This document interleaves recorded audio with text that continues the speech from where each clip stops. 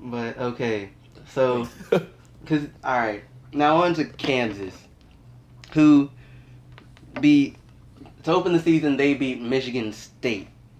Um, what did they? No, they didn't quite blow them out, but No. No, it was just it like was looking like it was gonna be. It was looking like it was gonna be, but then it didn't turn out that way. yeah. Yeah.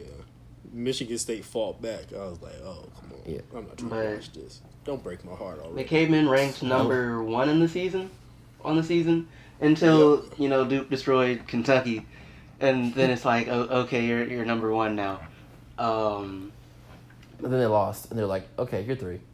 yeah, yeah, Wait, they they lost lost? to not Kansas. He's talking about Duke. Duke lost to Gonzaga. Yeah. Remember?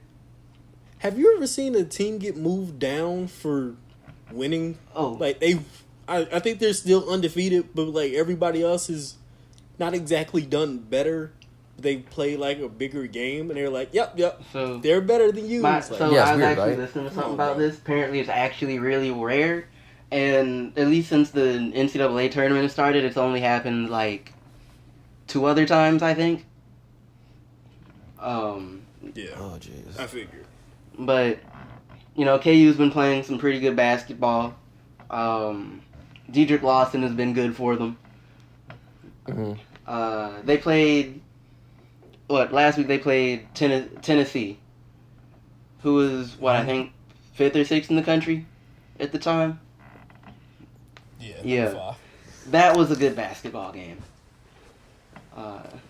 Except for Schofield continuing to jack up threes. And Tennessee has this dude named Grant Williams, who is one of the best players in the country. He's 6'6", 6'7". He's a forward, and he was just getting whatever he wanted in the post. It didn't matter. And then he fouled out, so he wasn't available for overtime. And Tennessee lost. KU is going to do well this year, like they do every year. Hopefully, they make it past the Elite Eight. And just like every year, depending on how good LaGerald Vick does, depends on how good the team's going to do.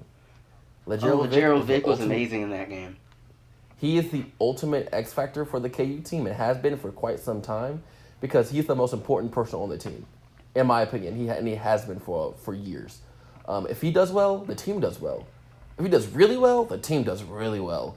If he does bad, the team has a high chance of losing. Like he does a lot for this team. It's interesting to see. Yeah, so I'm just like watching the games. I'm just like, and every time I watch a game, especially this year because this is last year, I'm like, are you going to do well? Let's see how LaGerald Vick does. In that game, you're right, Calvin. He did do really, really, really, really good. And it's funny because like going to school here now, I keep seeing Instagram posts of people like, we don't appreciate this man enough. And I'm like, duh, you don't appreciate this man enough. This man's like one of the best players you guys have, most consistent players you guys have for years, but you guys are so caught up on Devontae Graham and caught up on Frank Mason. Like, understandably, because they're like up for Wooden Player of the Year. But like, if you watch basketball, you know that this man is the most important person on the team and has been for quite some time. And it's interesting to go to school here now and just see like how many people don't actually know basketball and they just know KU basketball. It's like I imagine this is how it feels to be like a fan of the Lakers or like the fan of like the Yankees in basketball or like a Patriots fan. Like this is just like these people don't know actual basketball or sports. They just know their team. And it's like not fun to see. Like at all. It's not fun to witness. Like I can't go out. I can't watch a game going out because everybody's like, rock, chalk. I'm like, shut up, man. Just watch the game. Like I'm not trying to hear your chants. You know what I mean? It's so stupid. Yeah. I've only watched one game from them, and I think that was the Michigan State game. What's up with Marcus Garrett? Is Marcus Garrett getting burned like that? Because I really feel like he's the next mold of I can't think of the guys. Devontae Graham and I can't stand watching him play basketball. Is that bad? Like, it's not as bad this year as it has been in past years.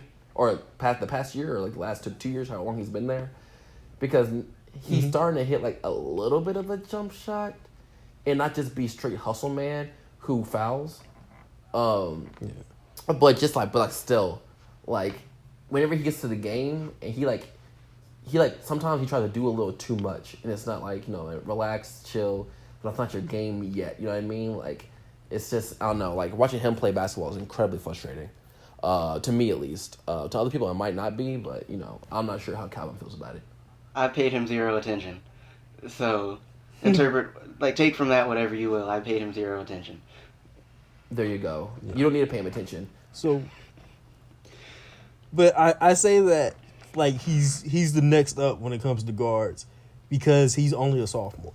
So last year I expect you to hate him because you kind of don't really have that much of a slant towards freshmen, especially if they don't produce extremely well. Mm-hmm. But he's a sophomore this year, so he still has time to grow. I didn't realize he was a sophomore. Yeah, because he didn't get played like that. No, he showed flashes of him being like important. I think it's more because he got the hairline of a fifth-year senior. Come on, why you? He ain't no Perry Ellis, bro. Don't do my man. Hey, no, Perry Ellis had the hairline of somebody who was 3 times his age in high school. Yeah. I was like, if you go back, it just looks out of place, bro. Dude, he just looks so out of place. Dude got that Alan Pettigrew hairline. That was crazy. Hey, don't disrespect me. Don't disrespect me, bro. Don't disrespect me. You got so upset. What? All you got is a hairline, bro. This ain't got nothing to do with the podcast. I'm gonna flame you later. Oh, you're right. You're right. My fault. No, but yeah. For the fact that Calvin says he's paid him 0 mind and 0 attention says a lot because that's what needs to happen. But their big man though, Akatube, what's his name? Azubuike. Azubuike. I said something completely different.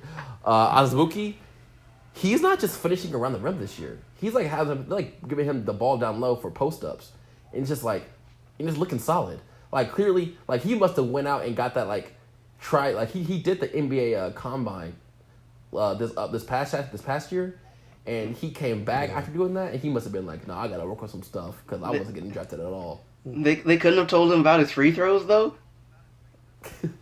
Like sometimes you just can't shoot free throws. When you're 7 foot, they don't care that much, bro. I'm telling you, because every year, every single player that is dominant as like a big and they struggle with the free throw line, like we all complain about it, but clearly no one is forcing them to shoot free throws. Like Dwight Howard, everybody, his biggest knock was not being able to shoot free throws. You want to know what he did to work on free throws? Nothing. The same thing we did. He was like, I'm going to just go be in the gym and get big. It's like, come on, bro. Let's not free throws, let's not talk about Dwight Howard. But like what? With Azubuike, I think during that Michigan State game, they were talking about him and his free throw shooting. And I think they said he was like the 3rd or 4th worst free throw shooter in all of D1, and I'm just here like, wait, there were people worse than him? Because what he was crazy though. Keep going. Sorry, I don't even remember what his free throw percentage is, but it's like 30% or something. Yeah, that's garbage. His free throw percentage is really bad though. Because the funny thing is though, I see him like, I'm in my office, like it's in the humanities department, and I have my door open, and like I'll look out in the hallway, and he'll walk past because he's always down there for some whatever reason. And I'll look at him and I'll just like shake my head like, this man really can't shoot free throws, man. Like this man gigantic. Like you know how people are like, okay, I'm 6'5". People are like, man, if I had your height, I'd be in the NBA. He's the kind of guy. Sure. He's the kind of guy. I'm like, man, if I had your height, I'd be in the NBA. You know what I mean? This man's 7 foot, and I'm just like, you really can't shoot a free throw though. Like, come on, dog. Like, that's just time and effort in the room. Like. If DeAndre Jordan can learn to shoot a free throw, you can too. Yeah, he killing it. Like the boy shooting like 80% from the free throw line. That's he crazy. shot a technical free throw the other day. Bro, I think that says a lot about their team. Oh, I mean, he missed it, and Luka went up to him and laughed in his face. It was so disrespectful. I was like, that's hilarious though. But like, if Johnny Jordan can learn to shoot a free throw and get past 60%, dog, you can too. Like if he can do it, anybody can. Andre Drummond learned how to shoot a free throw. His elbow all the way out. If he can do it, you can too. But I'm just like, you're probably blaming it on classes and all kind of stuff. I'm like, man, you a KU basketball player. You know you're not going to classes. But it's just like, come on, man. Like, it is a very frustrating thing.